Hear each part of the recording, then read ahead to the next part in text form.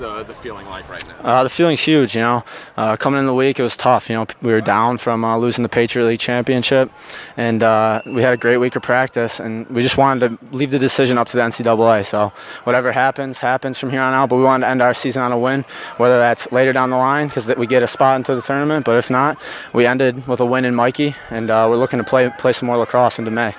You guys go down 4-1 after that first quarter. How do you guys kind of change your game up going into that second quarter? What adjustments did you make to score those 6 goals? Well, that's actually the key. We didn't make any adjustments. We stuck to our game plan. We kept possessing the ball. The shots weren't going in the first quarter. The goalie was making some saves.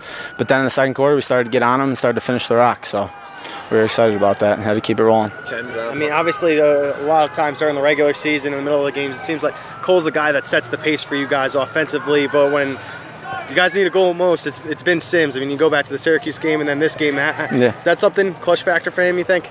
Yeah, I think, he's a big-time player, and big-time players make big-time plays. So he stepped up when we needed him. Cole, it draws a ton of attention.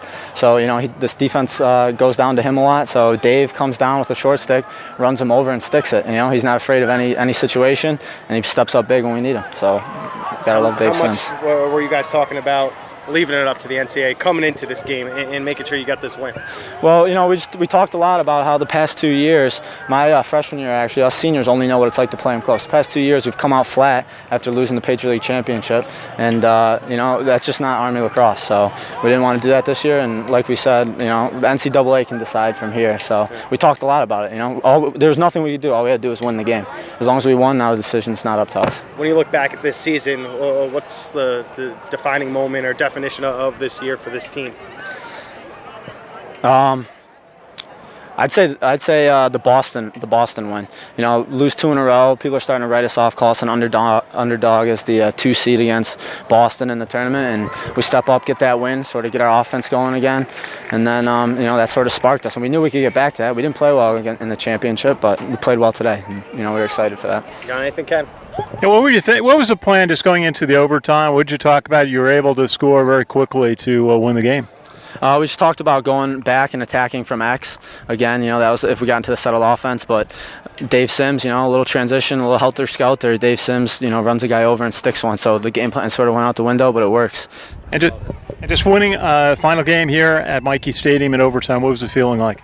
It's unbelievable. Not a lot of guys can do that after, the past couple of years with Notre Dame and Hopkins and stuff like that. So it's unbelievable. And I owe it all to the younger guys because they're the ones that stepped up, especially in a time like this when, it's play for the seniors, that sort of thing. It's a little cliche.